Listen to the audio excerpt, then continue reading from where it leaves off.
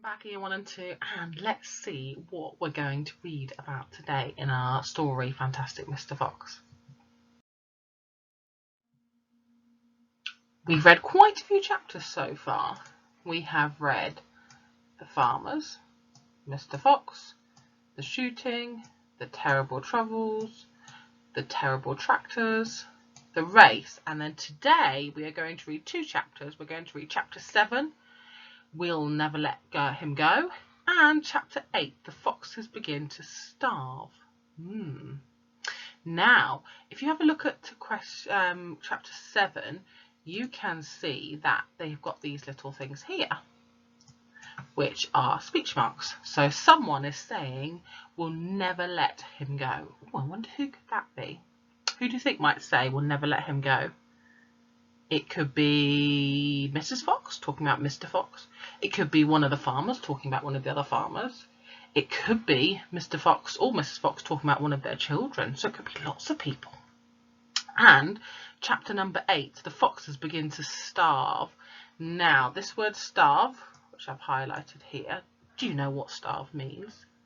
Starve means that you're really, really hungry. It means that they probably haven't eaten in a, well, we know they haven't eaten in a little while.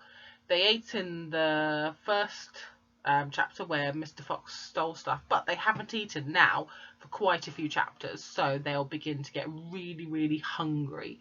And that's when, unfortunately, you do need to have food to live, so they're beginning to starve, which is not good. Let's get started.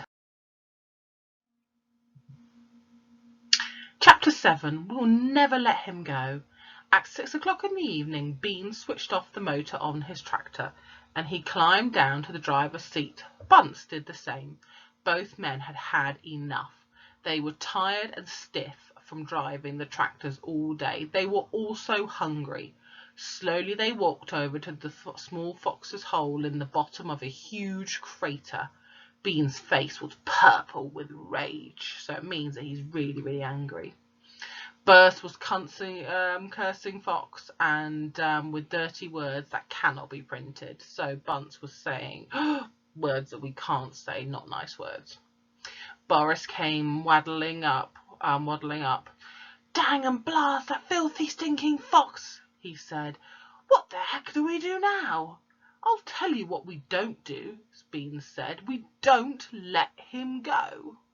So, I wasn't right. I was wrong. I made some good predictions, but actually, when they say they'll never let him go, which is what they say in the next line, we'll never let him go, Bunce declared, which means they're never going to stop searching for the fox. They're never going to let him go. They're going to keep searching forever, so they're really determined.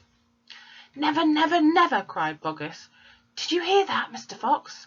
Yelled Bean, bending down low, shouting into the hole. It's not over yet, Mr. Fox. We're not coming home until we've strung you up as dead as a dingbat.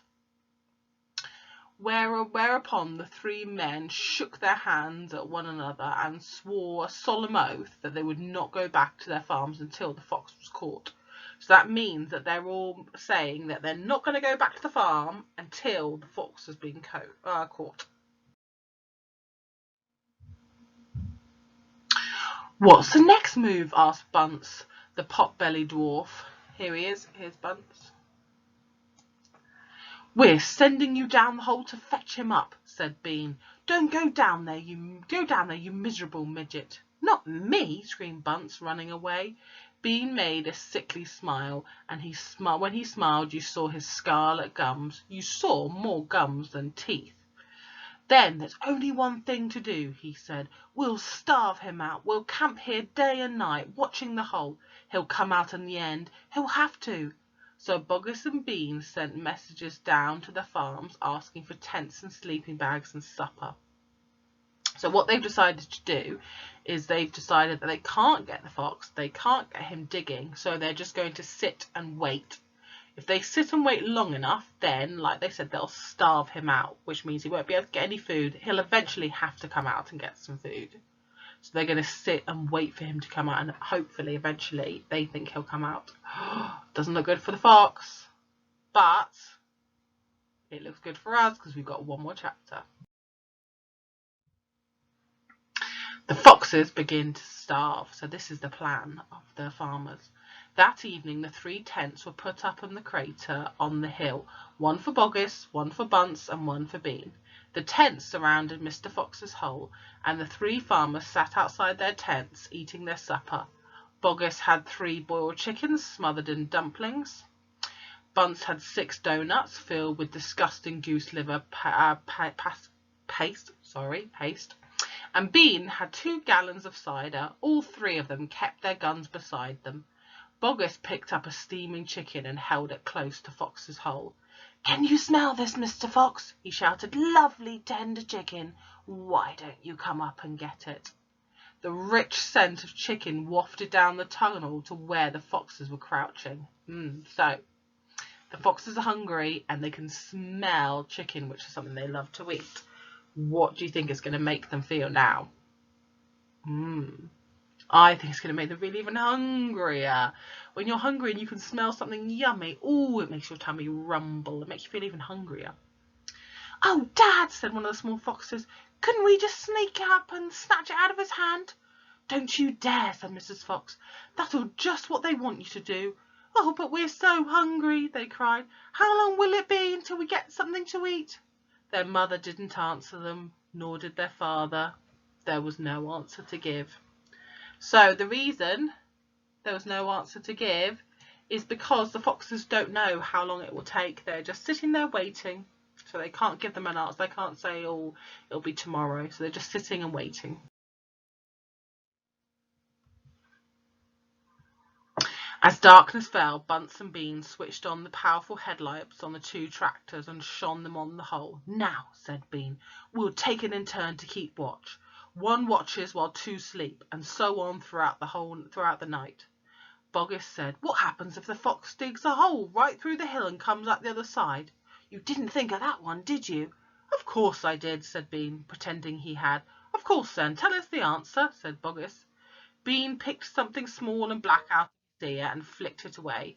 "How many men have you got working on your farm?" he asked. 35, said Boggis. "I've got 36, Bunce said. "And I've got 37, said Bean. "That makes 180 men altogether." That was quick maths.